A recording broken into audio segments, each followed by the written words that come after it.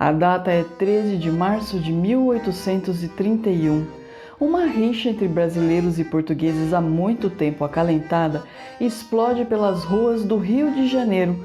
O estopim era o então imperador do Brasil, Dom Pedro I. Caótico, truculento e, dizem as más línguas, sem noção. Acredito que poucas figuras de nossa história foram tão controversas como Dom Pedro I. E a Noite das Garrafadas é só mais um dos muitos episódios que tiveram origem nessa personalidade peculiar. Eu sou Gisele Silva Rumim e esse é o episódio de Tretas do Brasil desse mês, que começa, é claro, logo após a vinheta.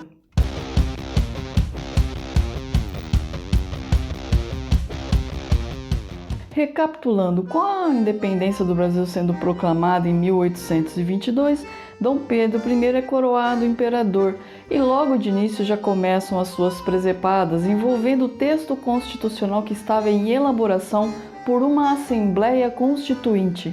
Julgando o texto constitucional em elaboração liberal demais, em 1824 Dom Pedro impõe uma Constituição ao Brasil e no texto dessa Constituição havia a previsão do tão famoso poder moderador. E com o poder moderador, Pedro governava ao estilo das mais refinadas e truculentas monarquias absolutistas da Europa, nomeava quem queria, demitia ao seu bel prazer, ou seja, fazia o que dava na telha. Para piorar, Pedro tinha a leve inclinação de se cercar de portugueses em seu governo, e isso gerou um verdadeiro absurdo, pois com a independência do Brasil se esperava um distanciamento nas relações Brasil e Portugal. Na prática, porém, ainda se via Portugal interferindo nas questões brasileiras. Essa circunstância, somada à constante truculência de Dom Pedro I, fez com que os brasileiros ficassem muito irritados, especialmente os membros do Partido Liberal, que se colocavam como oposição ao governo, muitos inclusive defendendo a proclamação da República. Tudo se torna mais nebuloso com o falecimento do rei de Portugal, Dom João, já que Dom Pedro era o legítimo herdeiro do trono português. Consegue imaginar o problema? Portugal havia reconhecido a independência do Brasil somente em agosto de 1825.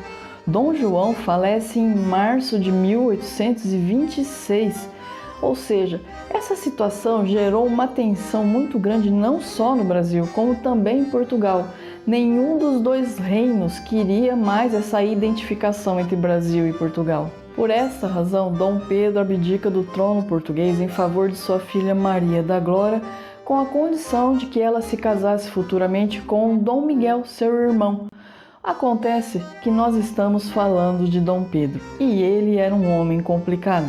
Mesmo tendo renunciado ao trono, ele continuava interferindo nas questões de Portugal, nomeando pessoas para cargos, envolvendo-se em negociações diplomáticas e tudo isso se descuidando do governo do Brasil. Além de todas essas questões, em dezembro de 1825, o Brasil entra em guerra contra as províncias do Rio da Prata em disputa pelo território da Cisplatina, atual Uruguai. Para bancar a guerra, há a elevação de impostos e com isso a crise econômica se espalha pelo Império.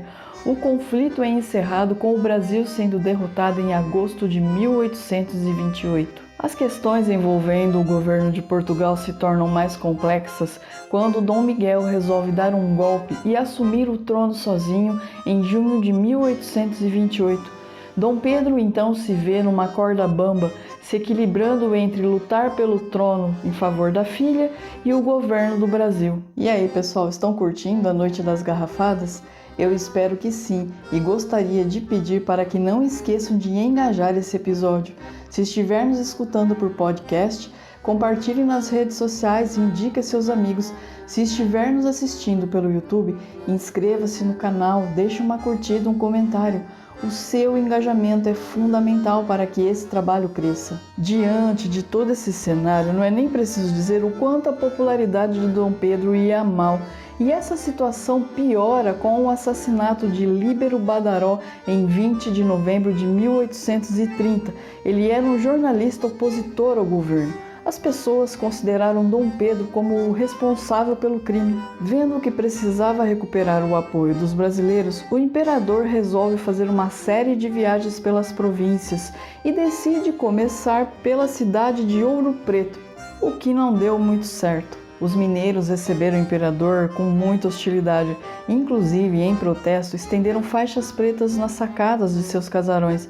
Dom Pedro I desiste da turnê e volta para o Rio de Janeiro. A comunidade portuguesa que vivia na capital, sentindo que Dom Pedro precisava de um apoio moral, tomou a decisão de organizar uma festa de arromba para comemorar o seu retorno.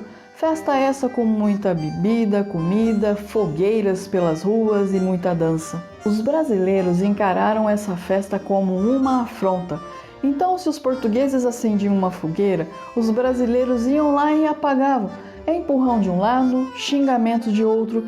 Na noite do dia 13 de março de 1831, a casa cai de vez. Portugueses e brasileiros saem na pancada e esse confronto se espalha por diversos bairros da cidade do Rio de Janeiro, com gente se enfrentando com pau, pedra e garrafas. Segundo cronistas da época, os portugueses arremessavam garrafas nos brasileiros do alto de suas sacadas e por esta razão esse episódio ficou conhecido em nossa história como Noite das Garrafadas. Essa pancadaria durou em torno de 3 dias, com muita gente ferida e até morta, e só parou quando as forças policiais foram para as ruas conter os brigões, levando o Deus e o mundo preso. Por ser maioria, dizem que os brasileiros ganharam a briga. Diante disso, Dom Pedro I, tentando se salvar no trono, nomeia um ministério composto só por brasileiros, mas como ele não resistia em usar o poder moderador, 15 dias depois ele dissolve esse ministério e nomeia outro, composto só por portugueses. Aí ficou muito difícil. No dia 7 de abril de 1831, a população, apoiada pelos militares, vai até o Campo de Marte para protestar. No mesmo dia, Dom Pedro I abdica do trono em favor de seu filho Pedro de Alcântara e volta para Portugal. Então é isso, pessoal. Eu agradeço muito a todos que chegaram até aqui comigo no final desse episódio. Um super beijo e até a próxima!